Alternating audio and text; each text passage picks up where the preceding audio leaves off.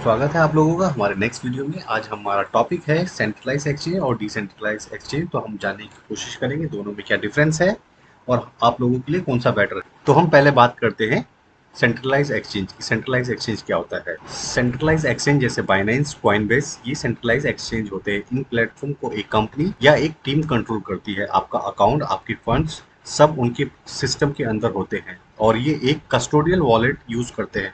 मतलब आपके वॉलेट की प्राइवेट की इनके पास होती है और वो ही आपकी क्रिप्टो को मैनेज करते हैं। अब हम इनके फायदे और नुकसान की बात करते हैं। फायदे जैसे बिगिनर फ्रेंडली, ज्यादा liquidity, fast transaction, customer support available. और इनके कुछ नुकसान हो सकते हैं, जैसे आपके कॉइन का कंट्रोल प्लेटफॉर्म के पास होता है, केवाईसी करना पड़ता है, कभी कभी हैक होने का रिस्क होता है। मतलब easy to use but less control. अब हम बात करते हैं डिसेंट्रलाइज एक्सचेंज। लेकिन इंडिया में कोई डिसेंट्रलाइज एक्सचेंज नहीं है, लेकिन हम easily global decentralise exchange use कर सकते हैं, जैसे जुपिटर, रेडियम एंड यूनिस्वैप। ये एक नॉन कस्टोडियल वॉलेट सपोर्ट करता है, जैसे फैंटम, मेटामास्क, ट्रस्ट वॉलेट। इसका मतलब आप अपना वॉलेट कनेक्ट करते हैं और प्राइवेट की आपके पास ही रहती है।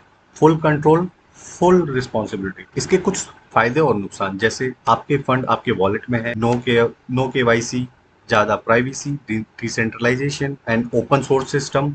और जैसे इसके कुछ नुकसान हो सकते हैं, थोड़ा कॉम्प्लेक्स होता है नए लोगों के लिए, कभी कभी लिक्विडिटी थोड़ी कम होती है और उसमें थोड़ी टेक्नोलॉजी ज्यादा यूज होती है। मतलब मोर कंट्रोल बट थोड़ा टेकी होना चाहिए। मतलब आपको सिस्टम की नॉलेज होनी चाहिए। तो अब सवाल ये है, आपके लिए कौन सा बेटर? अगर आप बिगिनर हैं तो बाइनेंस जैसे सेंट्रलाइज एक्सचेंज को यूज करें, सिंपल और स्मूथ एक्सपीरियंस मिलेगा। और अगर आपको क्रिप्टो की थोड़ी जानकारी है, आप इसके बारे में जानते हैं और आप अपने वॉलेट का कंट्रोल खुद रखना चाहते हैं, तो डिसेंट्रलाइज एक्सचेंज का यूज करें, जैसे Uniswap, Raydium, Jupiter. Centralize exchange easy, fast, less control.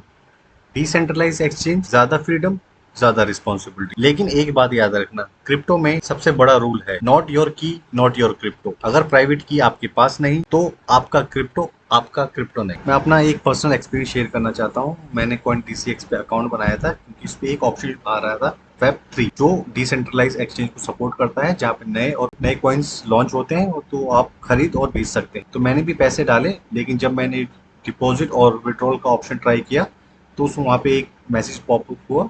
उसमें मेंशन था crypto deposit and withdrawal unavailable due to security protocols. फिर मैंने वेबसाइट पे देखा, लिखा था बोल्ड लेटर्स में 100% secure on blockchain, only you can assess your fund, even coin DCX can't. और अभी भी अगर आप चेक करेंगे वेबसाइट पे, तो अभी भी उन्होंने डेमो दिखा रखा है कि आप अपने क्रिप्टो को कैसे ट्रांसफर कर सकते हैं, मतलब किसी दूसरे एक्सचेंज पे, और कैसे रिसीव कर सकते हैं। अगर ये उनके पास ये ऑप्शन नहीं है तो उनको ये हटा देना चाहिए था।